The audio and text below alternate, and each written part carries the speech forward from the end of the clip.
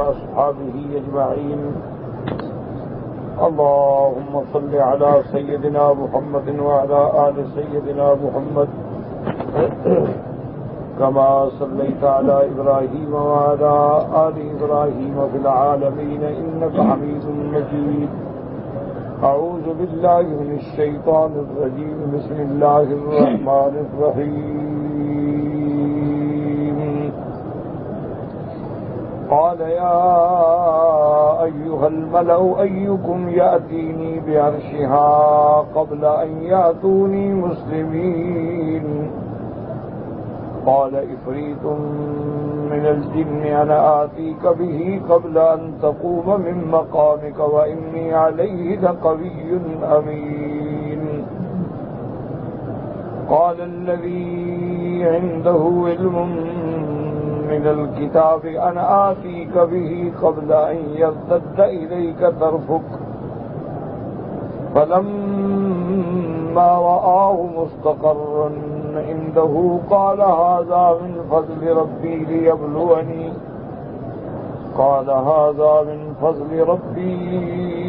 ليبلوني أأشكر أم أكفر ومن شكر فإنما يشكر لنفسه ومن كفر فإن ربي غني كريم.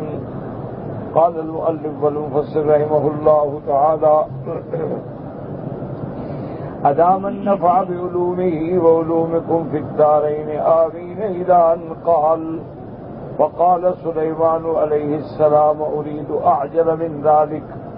ومن هنا يظهر أن سليمان أراد بإهدار هذا السرير إظهار عظمة ما وهب الله له من الملك وما سخر له من الجنود الذي لم يؤته أحد قبله ولا يكون لأحد من بعد وليتخذ ذلك حجة على نبوته عند بلقيس وقومها لأن هذا خالق عظيم أن يأتي بأرشها كما هو من بلادها قبل أن يقدموا عليه هذا وقد حجبته بالأغلاق والأقفال والحفظة.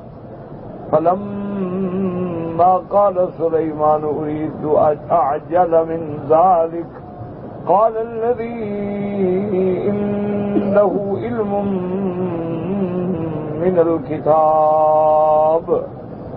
قال ابن عباس وهو آصف كاتب سليمان وقد روى محمد بن إسحاق عن يزيد بن رومان أنه آصف بن برخيا وكان صديقا يعلم الاسم الأعظم. اب مفسر رحمۃ اللہ علیہ آیات کی تفسیر بیان فرماتے ہیں کہ جب سیدنا سلیمان علیہ السلام نے ارشاد فرمایا ایکم یاتینی بعرشہا کہ کون ملکہ کا عرش لاتا ہے ان کے پہنچنے سے پہلے، تو عفریت من الجن جو ہے جو بڑا طاقتور جن تھا، بڑی قوت والا تھا، اس نے کہا کہ حضرت جتنی دیر آپ کی مجلس ہوتی ہے اتنی دیر میں لا سکتا ہوں اور مجھے اس کی قوت بھی ہے اور میں امانت و دیانت کے ساتھ اس کو لے آؤں گا. آپ نے فرمایا نہیں، مجھے اس سے بھی جلدی چاہیے. حضرت سلیمان نے ایسا کیوں کیا؟ تو اس کے بارے میں مفسر رحمت اللہ علیہ فرماتے ہیں کہ جو صحیح روایت ہے وہ یہی ہے. ویسے تو لوگوں نے بڑے قول اقوال نقل کیے ہیں لیکن حقیقت یہ ہے کہ سیدنا سلیمان علیہ السلام چاہتے تھے کہ اس کا تخت منگوا کر میں اس پہ اپنی عظمت و بڑائی اور دہشت جو ہے وہ قائم کروں کہ دیکھو اللہ نے مجھے کیسا ملک دیا ہے، تم بھی بادشاہ ہو، لیکن میری بادشاہت دیکھو کہ میں چاہوں تو تیرے تخت کو بھی اٹھا کے تو اس سے پہلے پہنچا دوں. اور دوسری بات یہ تھی کہ یہ امر خارق کے عادت ہے، یعنی ایسا ہونا کسی بندے کے ہاتھ میں ممکن نہیں ہے. اب اگر وہ اللہ کے نبی کے ہاتھ پہ ظاہر ہو تو اس کو معجزہ کہا جاتا ہے، اور اگر اللہ کے ولی کے ہاتھ پہ ظاہر ہو تو اس کو کرامت کہا جاتا ہے. معجزہ بھی برحق ہے، کرامت بھی برحق ہے. لیکن ان دونوں کو سمجھا کریں کہ معجزہ ہو یا کرامت ہو، اصل میں تو یہ اللہ کا اپنا فعل ہے۔ وہ اگر نبی کے ہاتھ پہ ظاہر کرتے تو معجزہ ہو گیا، اور ولی کے ہاتھ پہ ظاہر کرتے تو کرامت ہو گیا۔ جیسے کہ اللہ تبارک و تعالی نے فرمایا تھا وَمَا رَمَيْتَ إِذْ رَمَيْتَ وَلَٰكِنَّ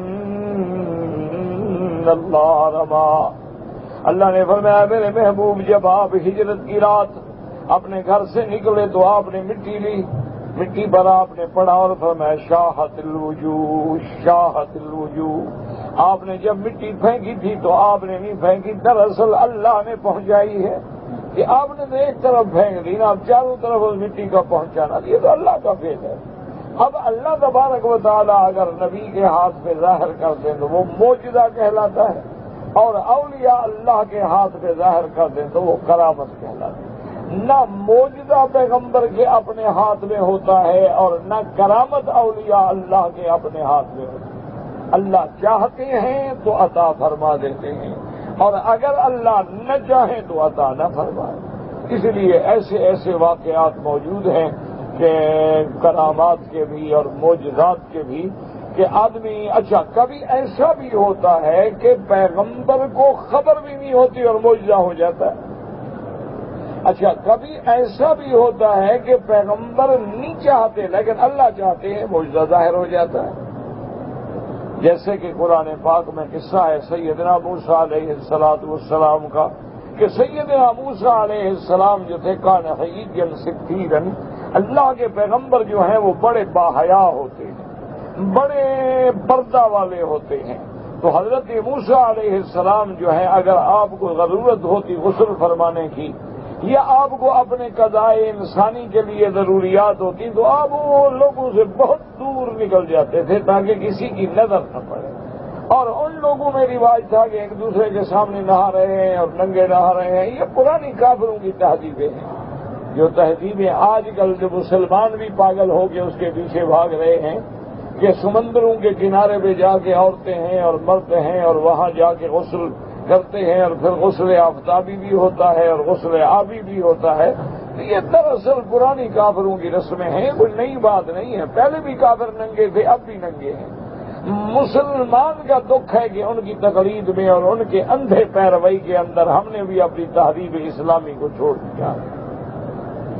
تو حضرت موسیٰ علیہ السلام ان کے سامنے غسل نہیں کرتے تھے، تو ان لوگوں کو کہنے کا موقع مل گیا۔ انہوں نے کہا کہ دیکھو موسیٰ علیہ السلام جو چھپ کے نہاتے ہیں اس کا مطلب ہے کوئی عیب ہے۔ اگر عیب نہ ہوتا تو مرد ہیں کیوں چھپتے؟ تو معلوم یہ ہوتا ہے کہ موسیٰ علیہ السلام کے بدن میں کوئی ایسا عیب ہے جس کو چھپانا چاہتے ہیں، اس لیے ہمارے ساتھ غسل نہیں کرتے اور دور چلے جاتے۔ تو اللہ تبارک و تعالیٰ نے ایک فیصلہ فرما دیا کہ اپنے پیغمبر کے جیسے ان کے کمالات نبوت اور رسالت کا دفاع اللہ فرماتے ہیں، ان کے جسم کی حفاظت بھی اللہ فرماتے ہیں۔ پیغمبر پہ تو کوئی عیب خدا نہیں لگنے دیتے۔ اگر دشمن کہے کہ شاعر ہیں تو خدا جواب دیتے ہیں، دشمن کہے کاہن ہیں تو خدا جواب دیتے ہیں، اور دشمن اگر انبیاء کے جسم پہ بھی کوئی عیب لگائے تو اللہ جواب دیتے ہیں، کیونکہ اللہ کے نبی جو ہیں وہ اسمن بھی پاک ہوتے ہیں، جسمن بھی پاک ہوتے ہیں، جسدن بھی پاک ہوتے ہیں، روحی طور پہ بھی پاک ہوتے ہیں۔ اللہ نے ان کو گناہوں سے اور ہر قسم کے عیب سے محفوظ رکھا۔ ایک دن اتفاق یہ ہوا کہ موسیٰ علیہ السلام بہت دور تشریف لے گئے، پہاڑوں میں چشمہ تھا، وہاں غسل کرنے کے لیے آپ نے کپڑے اتار کے رکھے اور غسل فرمانے لگے۔ آپ اپنے غسل میں مشغول ہوئے اور جب غسل سے فارغ ہو کے دیکھا تو کپڑے جو ہیں پتھر لے کے باقی ہیں۔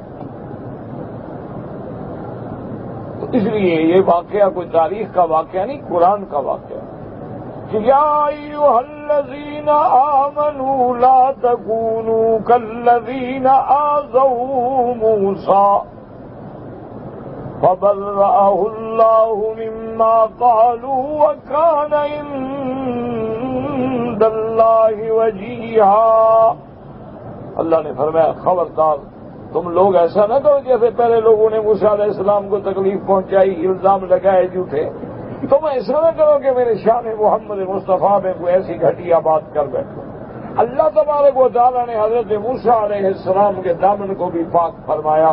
موسیٰ علیہ السلام اللہ کے ہاں بڑی شان والے پیغمبر ہیں. تو اب جناب یہ ہے کہ وہ پتھر کپڑے لے کے بھاگ گیا. حضرت موسیٰ علیہ السلام بغیر کپڑوں کے پیچھے بھاگ رہے ہیں. 100 بھی حجر وہ پتھر کدھر بھاگ رہے ہو؟ میرے کپڑے تو چھوڑو. کہاں بھاگ رہے ہو؟ لیکن پتھر جا رہا.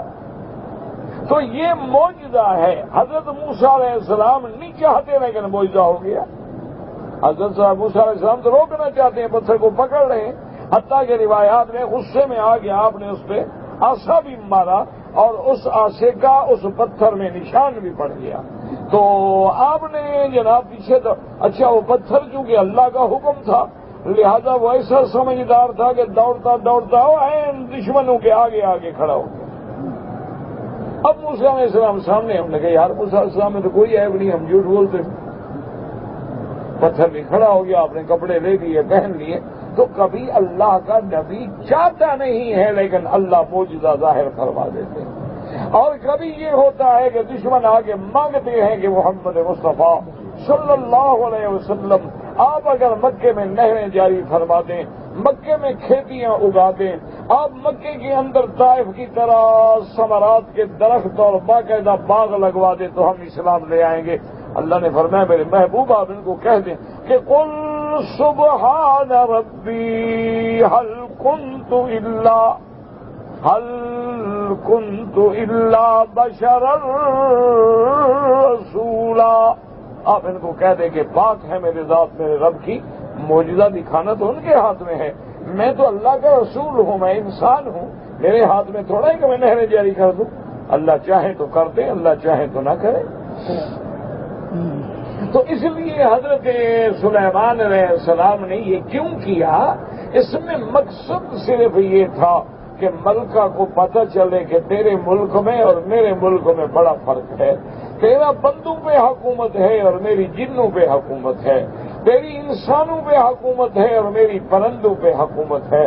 تیری یمن پہ حکومت ہے, میری اللہ کے ہواؤں پہ حکومت ہے. تیرے میرے ملک کا کیا مقابلہ ہو سکتا ہے؟ دیکھیں کہ میں نے تیرے آنے سے پہلے تیرا تخت کیسے اٹھوا لیا. اور دوسرا اس کو یہ بھی پتہ چلے کہ موسیٰ حضرت سلیمان صرف بادشاہ نہیں نبی ہے, تاکہ رسالت و نبوت کی بات بھی سمجھ آئے.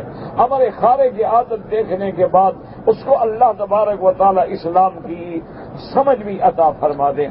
اس لیے مفسر رحمۃ اللہ علیہ فرماتے ہیں ما وهب اللہ له من الملک, اللہ نے جو آپ کو سلطنت دی, وما سخر له من الجنود الذي لم يؤته احد قبله, اور اللہ تبارک و تعالی نے حضرت سلیمان علیہ السلام کو جو جنوں کے لشکر بھی تابع کر دیے تھے, فلا يكون لاحد من بعد وليتخذ ذلك حجة على نبوته, تاکہ حضرت سلیمان اس کو دلیل بنائے اپنی نبوت کی بلقیس اور قوم کے پاس.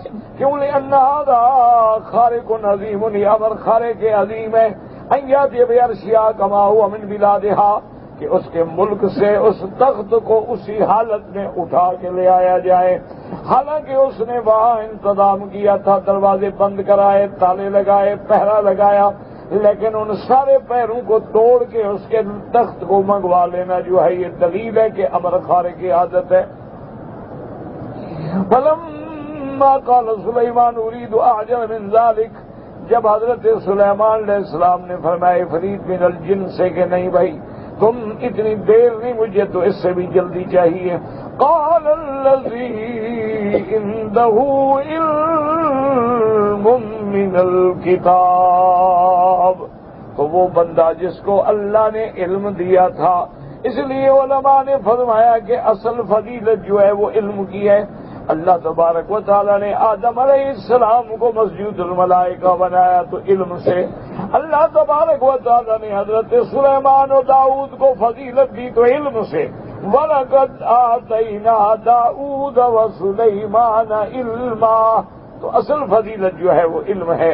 تو اللہ تبارک و تعالیٰ نے جس کو علم دیا تھا, بعض علماء فرماتے ہیں کہ حضرت سلیمان علیہ السلام کا کاتب تھا, آپ کے پاس رہتا تھا, اس کا نام آصف بن برخیہ تھا. اللہ تبارک و تعالیٰ نے اس کو اسم اعظم عطا فرمایا تھا. اسم اعظم کا معنی یہ ہوتا ہے الذی اذا دعی بہ استجاب, کہ جس کے ساتھ دعا مانگی جائے تو اللہ قبول فرماتے ہیں۔ اچھا، اب علماء نے اسم اعظم، اس میں تو کوئی شک نہیں نا کہ اسم اعظم ہے۔ اب اسم اعظم جو ہے، یاد رکھیں کہ جتنی چیز ذی شان اور ذی قدر ہوتی ہے اللہ اتنا چھپا دیتے ہیں۔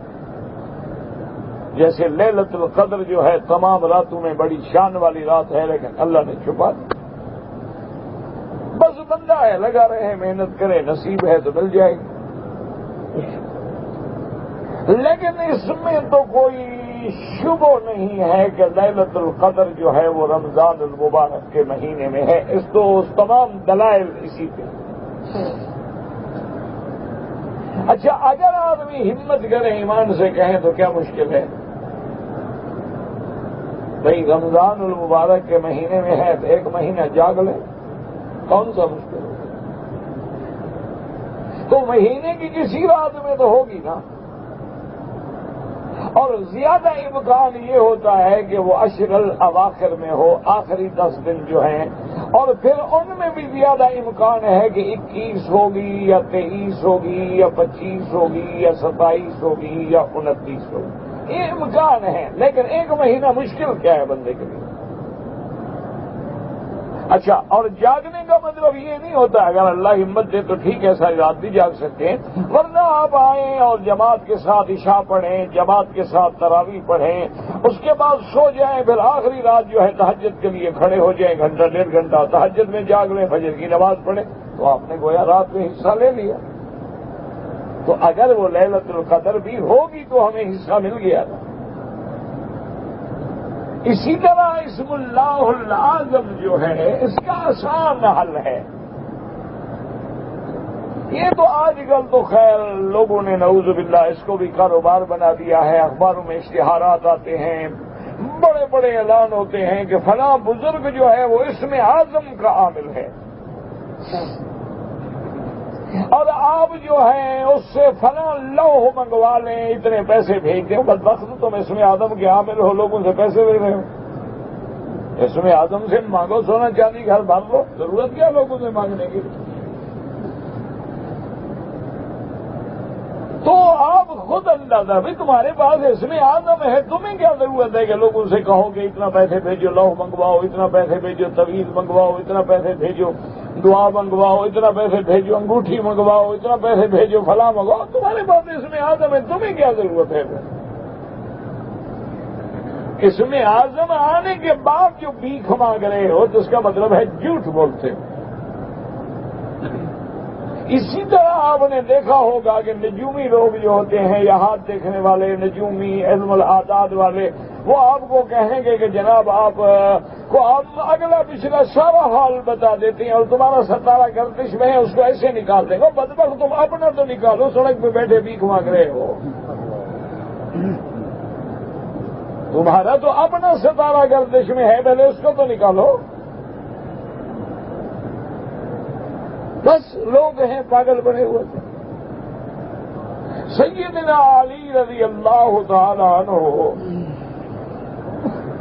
اپنے دور خلافت میں جب خوارج کے خلاف جنگ کی تیاری کر رہے تھے، فوجیں تیار تھیں، حضرت علی رضی اللہ تعالی عنہ بالکل مدینے سے تیار ہو چکے تھے نکلنے کے لیے کہ ایک آدمی آیا اور اس نے کہا کہ حضرت میں نے آپ سے بات کرنی ہے۔ آپ نے فرمایا ہاں بات کرو، کیا بات ہے؟ اس نے کہا خدا کے لیے حضرت علی آج نہ جاؤ۔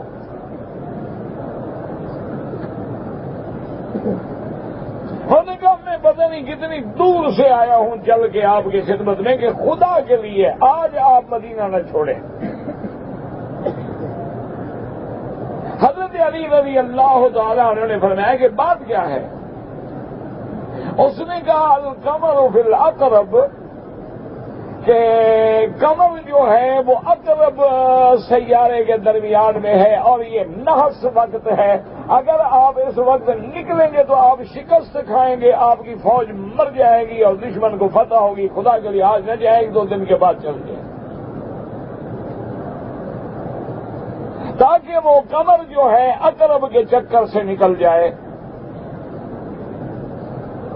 حضرت علی رضی اللہ تعالی عنہ ہنس پڑے آپ نے فرمایا اچھا آئین قمر و آدائی، آپ نے فرمایا بدبخت مجھے یہ بتاؤ کہ اس وقت قمر جو ہے وہ اقرب میں ہے، چلو میرا قمر چاند تو اقرب میں ہے، میرے دشمنوں کا چاند کہاں ہے؟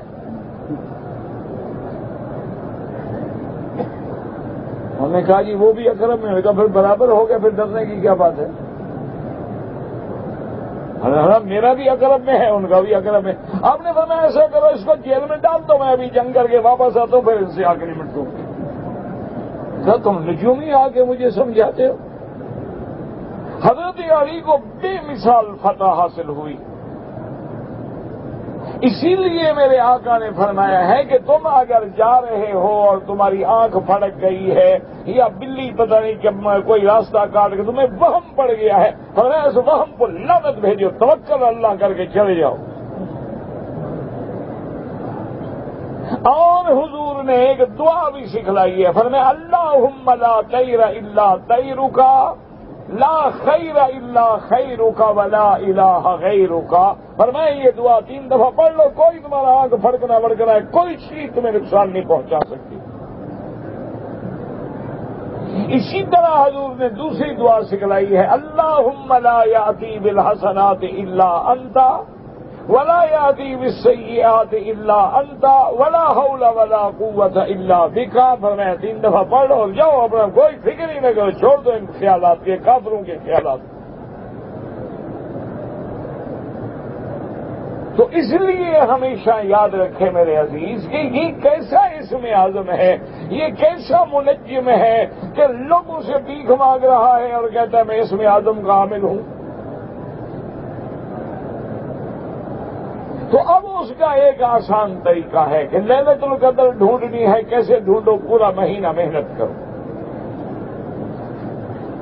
اور یہی منشا نبوت ہے کہ من قام رمضان ایمانا و احتسابا، کہ جو رمضان کا پورا مہینہ رات کو جاگے، عبادت کرے، تراویح پڑھے، تہجد پڑھے، اللہ سے ثواب لینے کے لیے، اللہ اس کے اگلے پچھلے گناہ معاف کر دیں گے۔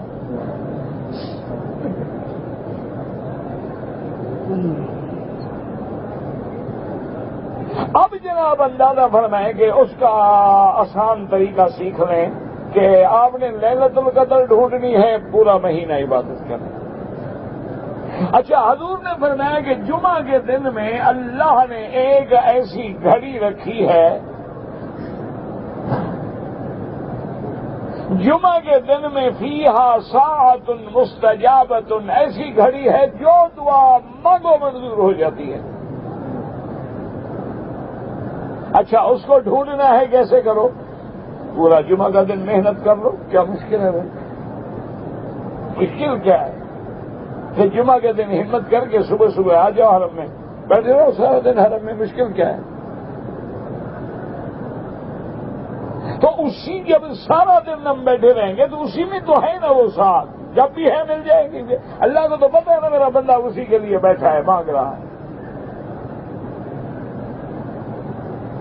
اسی طرح اس میں اعظم کی اگر تلاش ہے تو اس کا طریقہ یہ ہے کہ اللہ کے 99 اسماء ہیں جو صحیح احادیث مبارک میں ثابت ہیں، وہ 99 ہیں۔ ویسے تو علماء نے 1000 نام بھی لکھا ہے، 3000 نام بھی لکھے ہیں، علماء نے کتابیں بھی لکھی ہیں جیسے الاسماء فی اسماء اللہ الحسنی، اس ناموں پہ کتابیں بھی لکھی گئی ہیں، لیکن 99 جو ہیں وہ تو صحیح حدیث میں ثابت ہے نا۔ آپ 99 سارے اسماء پڑھ کے اللہ سے دعا کیا کریں، اسی میں کہیں اسم اعظم ہے نا۔ کیا مشکل ہے بھائی؟ وہ کتاب لے لیں، چند دن پڑھتے رہیں گے، یاد بھی ہو جائیں گے، یا اللہ یا رحمان یا رحیم یا حی یا قیوم یا ذو الجلال والاکرام، سارے پڑھ کے آخر میں دعا مانگ لی، تو اس کے اندر کہیں نہ کہیں تو اسم اعظم ہے نا۔ اچھا، بعض علماء نے فرمایا ہے کہ جیسے حضرت حسن بصری رحمت اللہ علیہ اور بڑے بڑے اولیاء اللہ نے، اور حضرت عبد القادر جیلانی رحمت اللہ علیہ، انہوں نے لکھا ہے کہ اسم اعظم جو ہے نا یہ ہے اسم ذات اللہ، انہوں نے کہا یہ اسم اعظم۔ اسی لیے آپ نے دیکھا ہے کہ اولیاء اللہ جو ہے نا اسی ذکر پہ زیادہ زور لگواتے ہیں اپنے لوگوں کو، تعلق والوں کو، کہ بھئی ہر وقت جو ہے وہ اللہ کے ذکر میں رہے۔ تو انہوں نے لکھا ہے کہ اسم اعظم جو ہے وہ اللہ ہے، جو کہ اسم ذات ہے، باقی سارے اسما جو ہیں وہ اسماء صفات ہیں۔ تو اصل اسم ذات جو ہے وہ اللہ ہے، لیکن انہوں نے کہا کہ اسم اعظم کی تاثیر کب ہوگی کہ جب تم یا اللہ کہو تو ایسی کیفیت میں کہ تیرے دل میں غیر اللہ کا تصور بھی نہ ہو، پھر پیدا ہوگا۔ کہ پہلے غیر اللہ کو دل سے نکالو، کیونکہ جب تک وہ مسئلہ مشہور ہے نا کہ ایک کتا مر گیا کنویں میں، تو ایک آدمی سے مسئلہ پوچھا کسی نے کہ جناب وہ کتا ایک مر گیا ہے، وہ کنویں میں جا پڑا ہے، تو کتنے پانی نکالے؟ اس نے کہا 200 ڈول نکالو۔ وہ ایک اور آدمی کے پاس گیا، کیونکہ آج کل ہر داڑھی والا مولوی بن جاتا ہے نا، مصیبت یہ آ گئی ہے، جس کی بھی داڑھی ہو ماشاءاللہ مولوی، اور کوئی پگڑی شگڑی گلے میں ڈال لے تو خیر مجتہد ہو گیا نا۔ اور آج کل ہماری لڑکیاں ماشاءاللہ وہ 1 سال کا 9 مہینے کا کورس کر دیں، وہ عالمہ فاضلہ ہو گئی، وہ آگے تفسیر پڑھا رہی ہیں ماشاءاللہ۔ انا للہ و انا الیہ راجعون۔ تو اس سے پوچھا کہ بھائی کتا مر گیا بھائی کنویں میں، اور اس نے کہا، پھر لڑکا ایک نے پوچھا، اور کہا 200 ڈول کا بے وقوف آدمی، 200 ڈول سے کیا ہوتا ہے؟ 400 ڈول نکالو۔ اب اس بیچارے کو تسلی نہ ہو، ایک آدمی کہتا ہے 200، ایک کہتا ہے 400، پھر ایک اور کے گلے میں پڑ گیا، میں کیا کروں؟ ایک سارا پانی نکالو۔ اب صحیح عالم کی خدمت میں پہنچا جن کو علم تھا، مسئلے کا پتہ تھا کہ حضرت ایسے کتا، ان کا پہلے کتا تو نکالو، پانی تو بعد میں نکالو گے نا، پہلے کتا اندر پڑا ہوا ہے تو کیا پیدا ہو گیا؟ کتا نکالو۔ اس لیے دل سے غیر اللہ کو نکالو، جب تک غیر کا اندر مرض کھڑی ہے کوئی فائدہ نہیں ہوگا ذکر سے نہ اسم اعظم سے۔ سب سے بڑی بات یہ ہے کہ اپنے دل سے غیر اللہ کو نکالیں کہ غیر اللہ جو ہے وہ کچھ بھی نہیں ہے، اصل خدا کی ذات ہے، وہی نافع ہے، وہی زار ہے، وہی خالق ہے، وہی مالک ہے، وہی محیی ہے، وہی ممیت ہے، وہی دینے والا ہے، وہی لینے والا ہے، وہی عزت دینے والا، وہی ذلت دینے والا ہے۔ جب تک یہ یقین کامل نہ بیٹھ جائے، مانگو گے تو کیا فائدہ ہوگا؟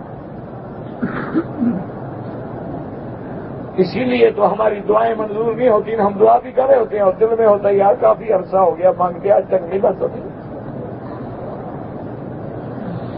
تو اللہ کو تمہاری کیا ضرورت ہے؟ جب تم نخرے کرو کہ اتنا عرصہ ہو گیا تو لفظ دفعہ ہو،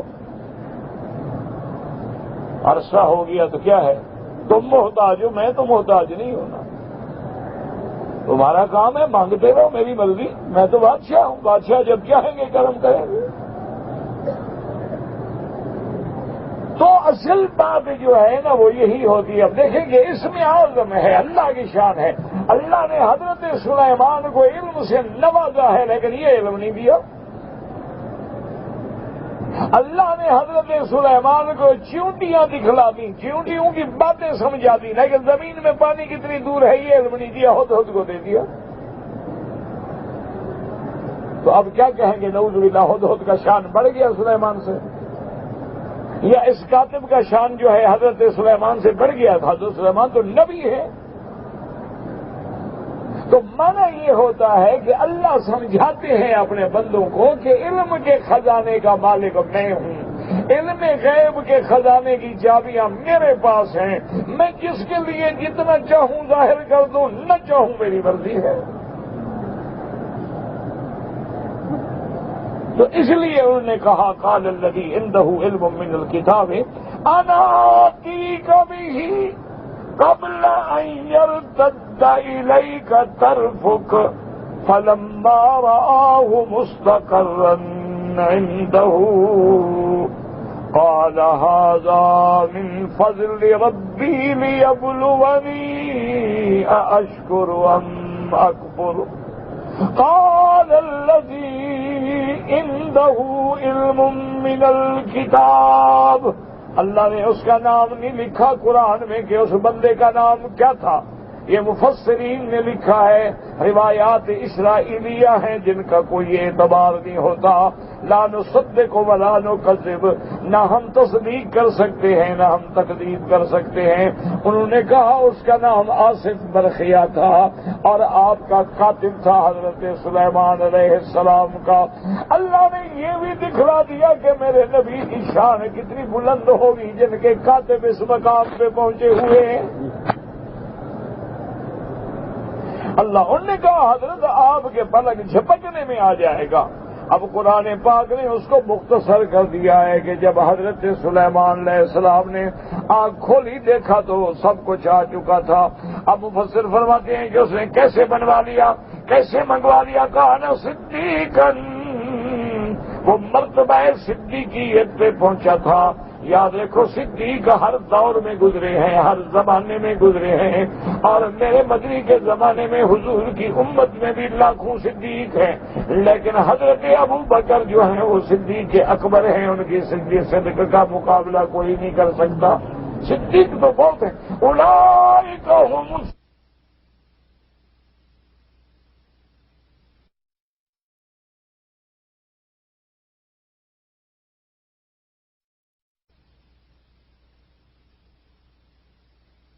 تو بہت ہوتے ہیں لیکن صدیق اکبر ایک ہے۔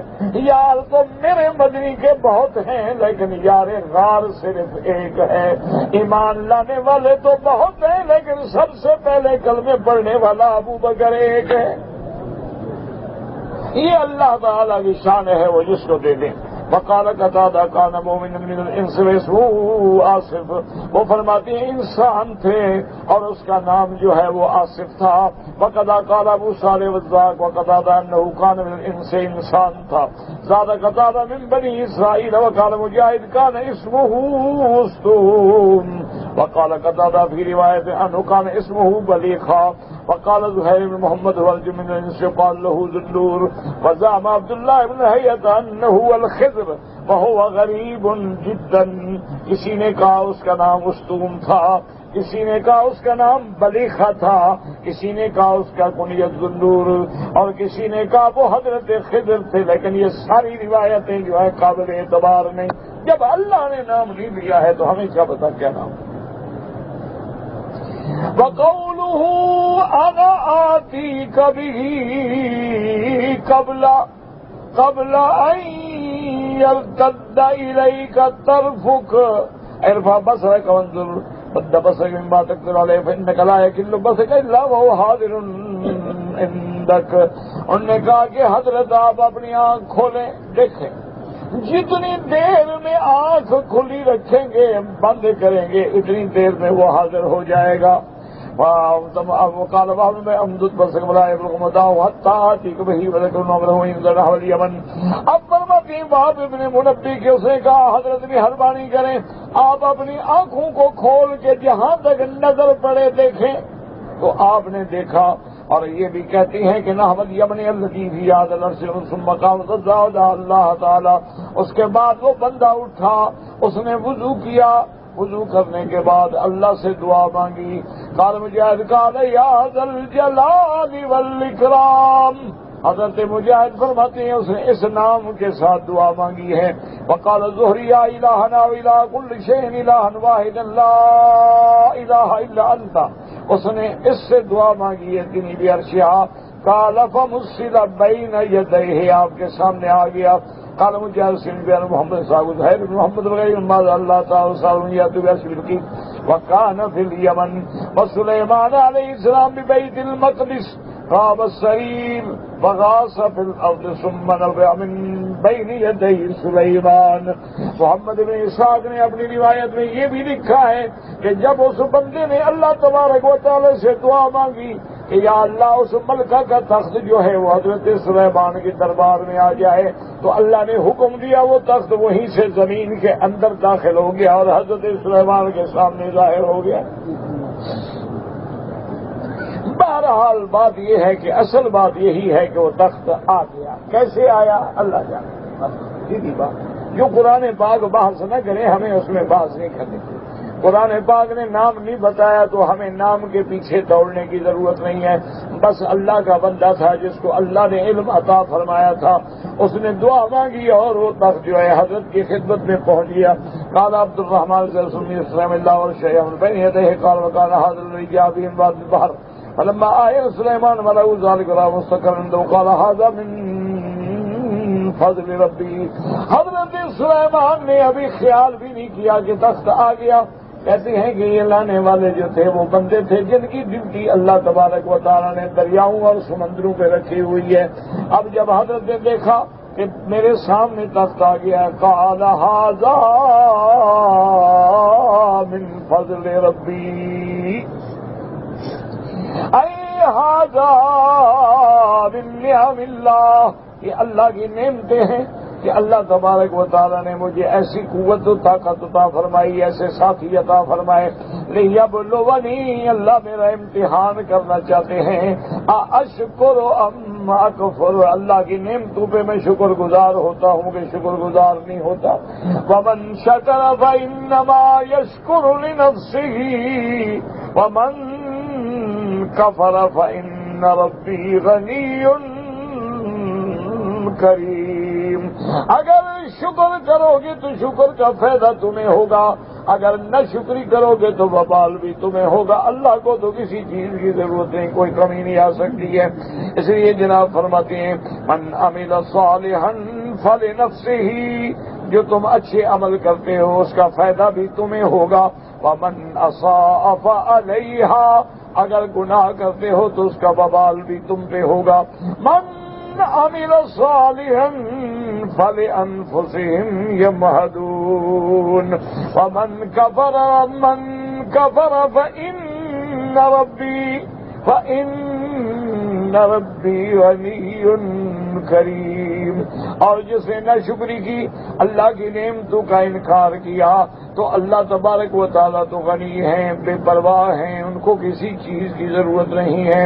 اے ہوا غنی لباد عبادتہم, اللہ تبارک و تعالیٰ اپنے بندوں سے بھی بے پرواہ ہیں, ان کی عبادت کی بھی ان کو کوئی ضرورت نہیں ہے.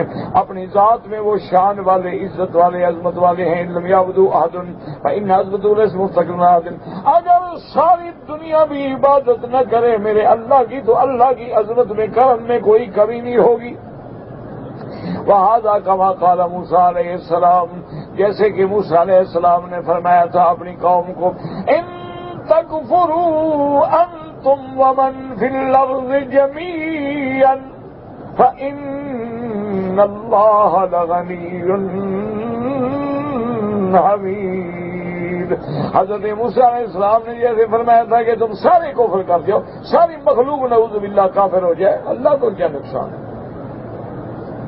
وفی صحیح مسلم میں حدیث پاک ہے, اللہ تبارک و تعالیٰ نے فرمایا ہے, یعنی یہ حدیث الہی ہے, حدیث قدسی ہے, یا عبادی لو ان اولکم وآخرکم, پہلا بندہ اور آخری ہمیں سارے بندے, انسکم و جنکم, تمہارے سب انسان سارے جن, کانوا علی اتقى قلب رجل منکم, سارے کے سارے پرہیزگار دیندار ایمان والے بن جائیں, ما زاد ذلک فی ملکی شیئا, میرے ملک میں کچھ نہیں بڑھائیں گے. اور فرمایا یا عبادی لو ان اولکم وآخرکم وانسکم وجنکم کانوا علی افجر قلب رجل منکم ما نقص ذلک من ملکی شیئا, اگر تمہارے اول آخر انس جن سب کے سب شقی بن جائیں میرے ملک میں کوئی نقصان نہیں ہوگا. یا عبادی انما ہی اعمالکم اوصیھا لکم, یہ تمہارے اعمال ہیں, میں نے تمہارے لیے محفوظ رکھے ہیں. ثم اوفیکم ایھا, پھر ان کا پورا پورا تم کو بدلہ دوں گا. ومن وجد خیرا فلیحمد اللہ, اگر تیرے اعمال اچھے ہیں تو تم اللہ کا شکر کرو. ومن وجد غیر ذلک فلا یلومن الا نفسہ, اگر تیرے اعمال بھیڑے ہیں تو پھر اپنے نفسوں پہ ملامت کرو, یہ تمہارا اپنا قصور ہے. تم دیکھو جو کہ جیسا کرو گے اس طرح اللہ بدلہ دیں گے. اللہ تبارک و تعالی رحم کا معاملہ فرما دیں.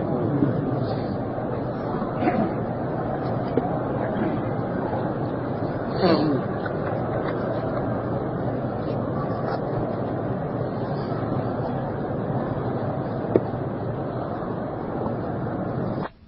تھا، برا تھا، اچھا تھا، اب کیوں گڑے مردے کیوں کھولتے؟ اس کا ہم کیا کریں گے؟ نہ کہتا ہے تم جھوٹ بولتے ہو، کہتا ہے تم جھوٹ بولتے ہو، جو سچا ہے سچا ہے، جو جھوٹا ہے جھوٹا ہے، خدا کو جواب دے گا، ہم کیا کریں؟ کون سا مسئلہ ہے جو تمہیں بتائیں؟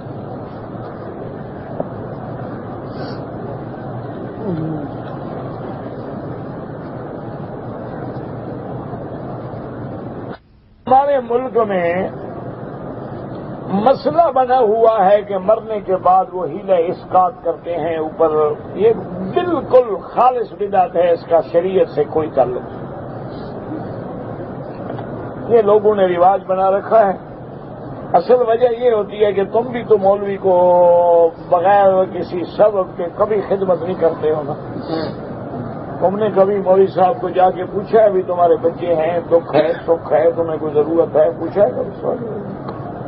تو پھر مولویوں نے کھانا تو ہے نا، وہ بھی پھر مسئلے بناتے ہیں کہ بھی اسقاط کرو، 3 دن کے بعد کل شریف کرو، 7 جمعراتیں کرو، 1 40واں کرو، اتنے میں کوئی اور بھی مر جائے گا، ان کا کام چلتا رہتا ہے۔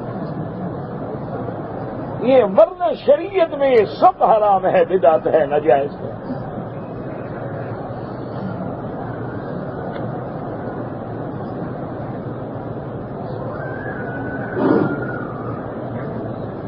کہتے ہیں جی کہ میری والدہ جو ہیں سوتیلی والدہ ہیں، والد فوت ہو گئے، فوت ہونے سے پہلے انہوں نے طلاق دے دی تھی، طلاق دے دی تھی تو وارث نہیں بن سکتی۔ باقی یہ تم جانو کہ ان کو وراثت سے محروم کرنے کے لیے اب طلاق کا مسئلہ لے کے آ گئے ہو۔ طلاق لکھی ہوئی ہے، ثبوت ہے، ریکارڈ ہے، کوئی حقیقت ہے، کیا ہے؟ بہرحال اگر انہوں نے زندگی میں اس کو طلاق دے دی تھی تو وہ وارث نہیں بنے گی، کیونکہ تمہاری حقیقی والدہ وہ نہیں ہے۔ مطلب والدہ کی والدہ کو دادی، نانی، دادا، بنانا، دادا، ان کو زکوٰۃ دینا ناجائز ہے، یہ تو تمہاری والدہ ہے ہی نہیں، اس کو دے سکتے ہو۔ اب بہرحال اللہ کو جواب دینا ہے، سوچ لو، زکوٰۃ دے کے نہ رکھاؤ، اگر اس کو طلاق نہیں ہے تو جائیداد کی حقدار ہے 8ویں حصے کی۔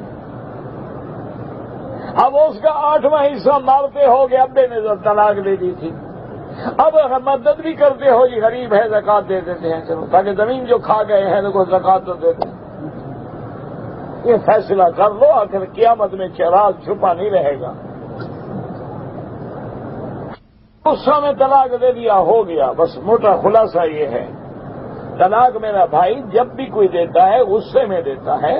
کبھی کوئی آدمی آج تک ایسا بے وقوف آپ نے دیکھا ہے جو بیوی سے کہے کہ مجھے آج آپ پہ بڑا پیار اور محبت آ رہی ہے، لہذا ہدیہ تحفہ طلاق قبول فرمائیں؟ کوئی ایسا ہے پاگل؟ طلاق تو جب بھی دے گا غصے میں ہی دے گا، طلاق طلاق ہے، ہو گئی۔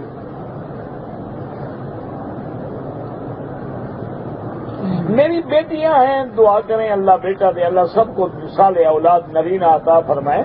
بیٹیاں بھی نعمت ہیں، بیٹے بھی نعمت ہیں، یہ اس کا نظام ہے، وہ جو چاہے عطا کرے۔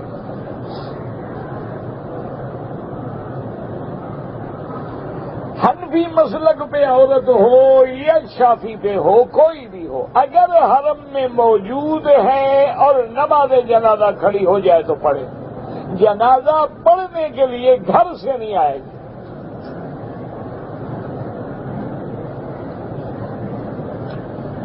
طواف کے دوران میں کعبۃ اللہ کو دیکھیں، بالکل دیکھیں، جائز ہے، لیکن افضل یہ ہے کہ نظر نیچے ہو اور ادب سے چلیں۔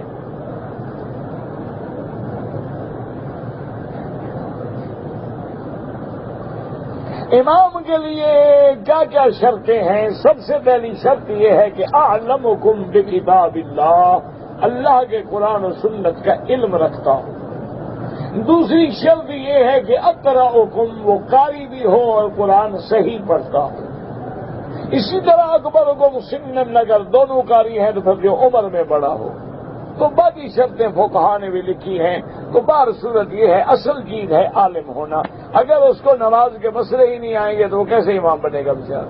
اس کو یہ بھی پتہ نہیں کہ میں نے کہاں سجدہ کرنا ہے، کہاں نماز فاسد ہو گئی، کہاں سجدہ صاحب ہے، اور زیادتی ہو جائے تو کیا ہے، اور نماز میں کمی ہو جائے تو کیا ہے، مسائل نہیں جانے گا، نماز کیسے پڑھائے گا؟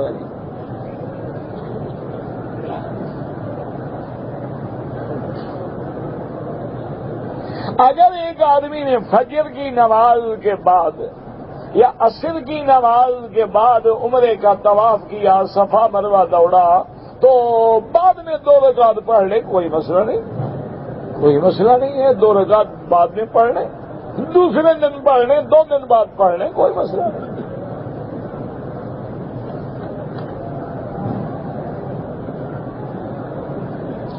بہرحال کے روایات جو ہے ضعیف ہیں کہ بھی 50 طواف کرے تو اتنا ثواب ہوگا، لیکن آپ کرتے رہیں، طواف کا حکم تو موجود ہے نا۔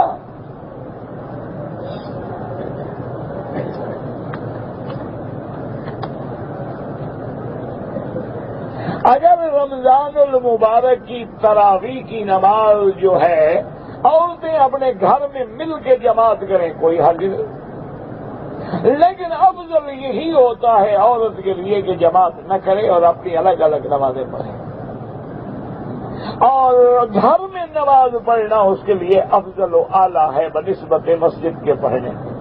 لیکن ایک حافظہ ہے بیچاری، اگر قرآن نہیں سنائے گی تو قرآن بھول جائے گا، اس لیے وہ اہتمام کرے تو کوئی حرج نہیں۔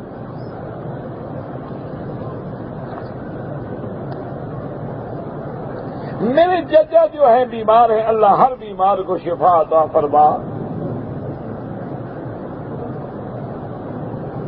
میں اگر اپنی بیوی کو اپنے ماموں کے ساتھ حج پہ بلاؤں، تمہارے ماموں سے اس کا کیا رشتہ بنے گا؟ یہ دیکھو نا، ماموں تو تمہارا ہے نا، اس کا کیا لگتا ہے؟ اس کا کچھ نہیں لگتا تو پھر نہیں آ سکتی۔ اللہ ہر بیمار پہ رحم فرما، اشفنا واشف مرضانا ومرضی المسلمین۔ کہتے جی کہ آپ غصہ نہ کیا کریں، غصہ تو کرنا ہوتا ہے، ضروری ہے، صرف فرق یہ ہے، یاد رکھو کہ اللہ نے ہر بندے میں قوت رکھی ہے، غصے کی، غضب کی بھی، رضا کی بھی، اس کو غلط استعمال کریں تو ناجائز ہے۔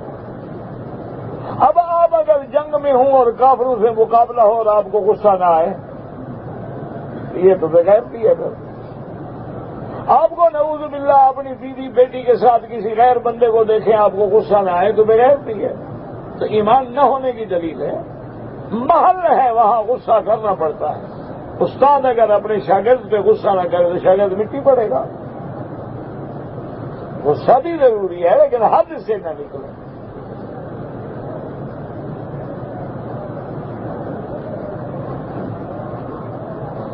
دم اور قربانی کے بکروں کا گوشت لوگ ذبح کرنے کے بعد فروخت کرتے ہیں، ناجائز ہے، خیرات کرنا چاہیے، نہ کہ بیچنا چاہیے۔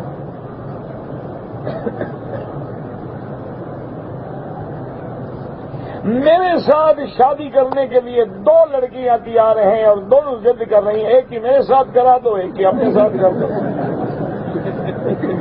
میں اب ہنسے کیوں؟ کیا ہے یعنی؟ بھائی 2 ہیں نا، ایک کی شادی تم کر دو، ایک کی شادی میرے ساتھ کرا دو، دعا بھی کروں گا آپ کو۔ یعنی استاد شادی کرتے ہیں تو اس میں ہنسی کی بات ہے، مذاق کی بات ہے؟ نہ، اس میں آخر مجھے بتائیں کہ مذاق کیا ہے؟ شادی کرنا مذاق ہے کوئی؟ میں تو اللہ کے کعبے میں دیانت سے کہہ رہا ہوں، میں نے تو مذاق نہیں کی، میں تو دیانت امانت سے کہہ رہا ہوں۔ یہ تو حدیث میں ہے، ایک عورت آئی حضور کی خدمت میں،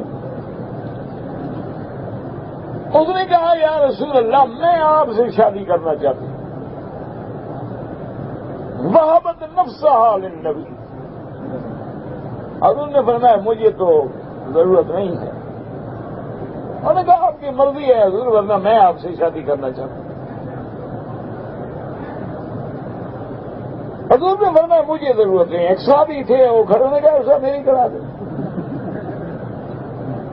یہ کوئی شرم کی بات کرنی ہے نہ، یہ ہنسنے کی بات ہے۔ تو حضور نے فرمایا اچھا تمہاری شادی تو کروا دیتے ہیں، تم اس کو حق المہر میں کچھ دے سکتے ہو؟ تو یا رسول اللہ یہی 2 چادریں ہیں جو پہنے اور کچھ نہیں۔ حضور نے فرمایا اللہ کے بندے جاؤ فلتمس ولو خاتم من حدید، کوئی چھوٹی موٹی چیز کو ڈھونڈ کے لے آؤ، رسول اللہ کو ہو تو ڈھونڈ میں جاؤ نا۔ تو آپ نے فرمایا اچھا حل ما کا من القرآن ہے، قرآن شریف تمہیں آتا ہے؟ اس نے کہا یا رسول اللہ میں ایک سورت کو قضا و قضا، میں تو فلاں سورت کا حافظ فلاں سورت۔ اب میں اچھا تم اپنی بیوی کو قرآن پڑھا دینا چلو۔ آپ نے اس کو کہا ابھی تم اس کے ساتھ نکاح پہ راضی ہو جاتے ہیں؟ کہا رسول اللہ آپ کا حکم ہے بس میں راضی ہوں۔ یہ تو کوئی شرم کی بات نہیں ہوتی۔ آج مصیبت یہ ہے کہ زنا سے شرم نہیں ہے، نکاح سے شرم ہے۔ کہاں جائے آپ؟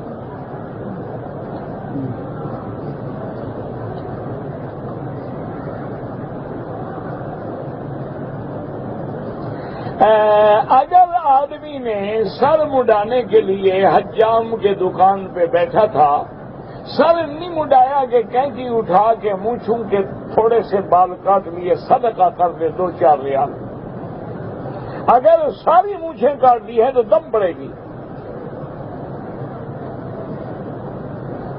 اگر عمرہ کرنے کے بعد ہم نے طواف کر لیا ہے، صفا مروہ دوڑ لی ہے، اب اگر اپنے بال عمرے والا خود کاٹ لے بالکل جائز ہے۔ اگر طواف کرتے ہوئے کسی چکر میں اشارہ کرنا بھول گئے کوئی بات نہیں، کوئی مسئلہ نہیں، بھول گئے تو بھول گئے، کیا ہو گیا؟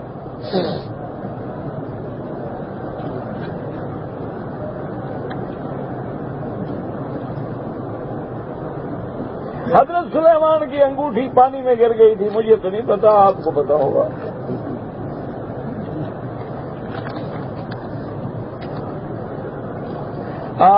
کہتے ہیں جی فجر مغرب اور عشاء کی نماز کیوں بلند آواز نہیں ہوتا، آواز ہوتی ہے پھر پڑھی جاتی ہے۔ اللہ کی حکمتیں ہیں، اللہ فرماتے ہیں کہ ایسا کہو میں سنتا ہوں، زور سے کہو میں سنتا ہوں۔ لہذا نماز میں دونوں کیفیتیں ہیں، جہر بھی ہے سر بھی ہے۔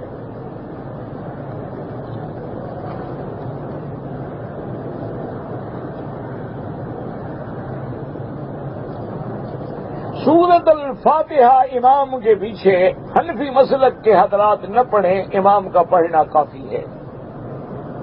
شافعی حضرات جو ہیں وہ پڑھتے ہیں۔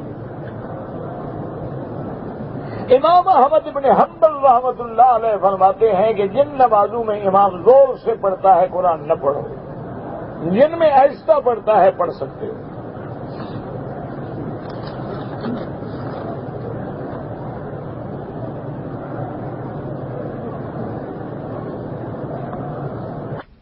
ملک کی عورتیں ایسا قمیض پہنتی ہیں جو لمبائی میں کم ہے، سائیڈ میں چاک نکلے ہوئے ہیں، شلوار کا کپڑا بالکل باریک ہے اور جسم اور ٹانگیں جھلکتی ہیں۔ اللہ حیا دے، اور کیا کر سکتے ہیں بھائی؟ جب مسلمان میں غیرت نہ رہے تو پھر یہی لباس پہنے گی۔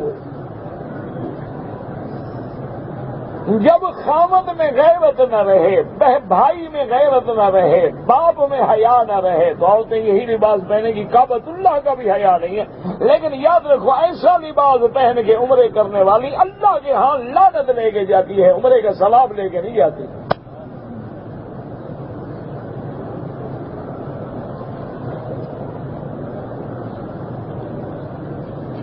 یہ سمجھ لیں مکے میں آئے ہیں، طواف کیا ہے، ہم اللہ مقبول تھے تو اللہ نے بلایا۔ ابو جہل بھی مقبول تھا، اس کو تو اللہ نے پیدا بھی مکے میں کیا تھا،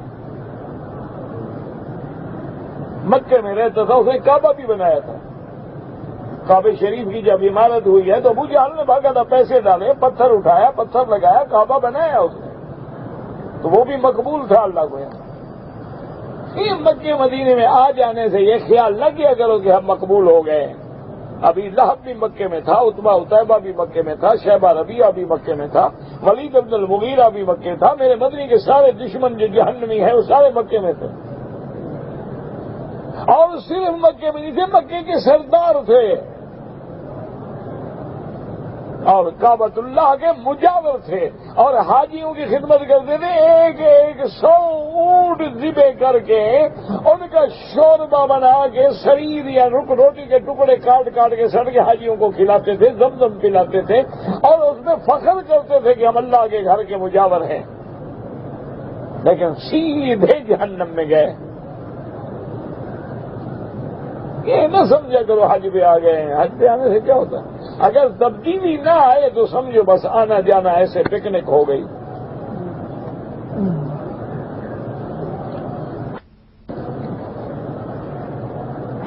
آج میں نے پوری کر دی، سر مڈانا بھول گیا تو پورا کیا کیا؟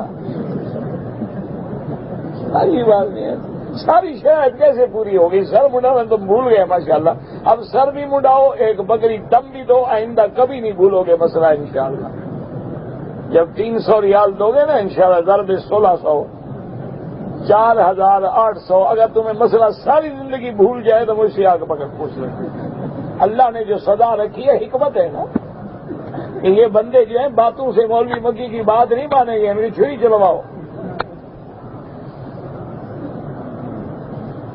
میری داڑھی کے بال گرتے رہتے ہیں. گر جائیں، تمہارے ہاتھ میں تھوڑا ہے، اللہ کی مرضی ہے.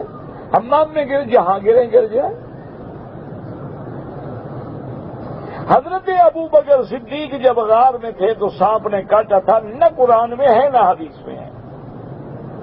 سانپ کا قصہ جو ہے بعض روایات ضعیفہ میں آتا ہے لیکن کسی صحیح حدیث مبارک میں نہیں پڑا ہے. اور یار ساتھ ہونا جب موجود ہے، سانپ کاٹے یا نہ کاٹے، باقی ایک تھوڑی بات ہے کہ قرآن کہتا ہے کہ دونوں کٹھے غار میں تھے.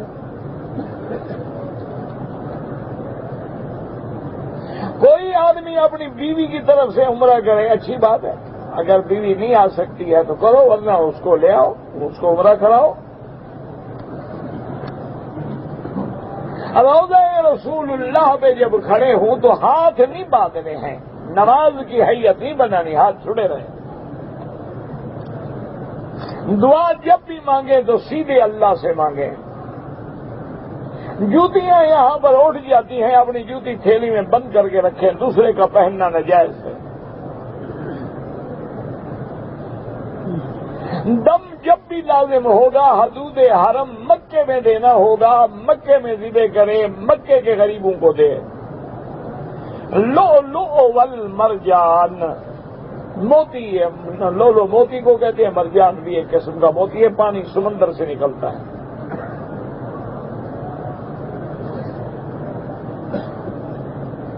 آج کل تو آپ کے ملک میں ایک مولوی صاحب ہیں، اس نے ترجمہ کیا ہے کہ اس سے مراد حضرت علی اور بی بی فاطمہ ہے. ماشاءاللہ یہ حضرت حسن حسین ہے.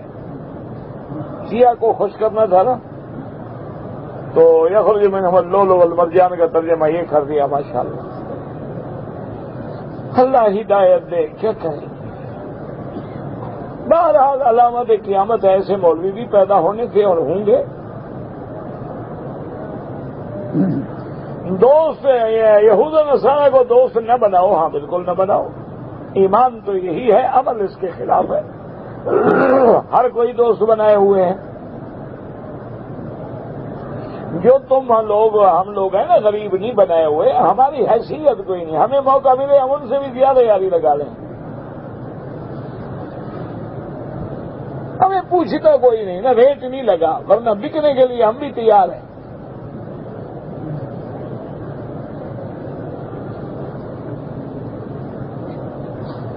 حنفی مسلک میں یہی ہے کہ عصر کے بعد طواف کریں تو اس کی 2 رکعت مغرب کے بعد پڑھیں، فجر کے بعد پڑھیں تو سورج نکلنے کے بعد پڑھیں. ایک آدمی کا اگر یہ عقیدہ ہو کہ حضور صلی اللہ علیہ وسلم ما کان و ما یکون کے عالم ہے تو کفر ہے اور شرک ہے. یہ علم صرف اللہ کا ہے.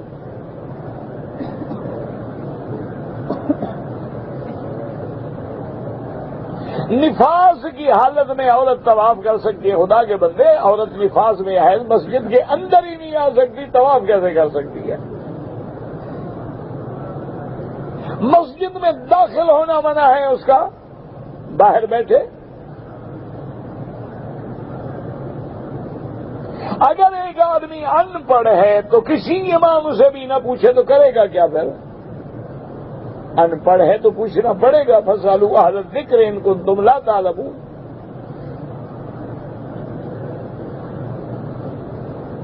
اگر ایک آدمی نے عمرہ کیا ہے، طواف میں تو وضو تھا لیکن صفا مروہ میں وضو نہیں تھا، کوئی حرج نہیں. صفا مروہ بغیر وضو کے بھی دوڑ سکتے ہیں.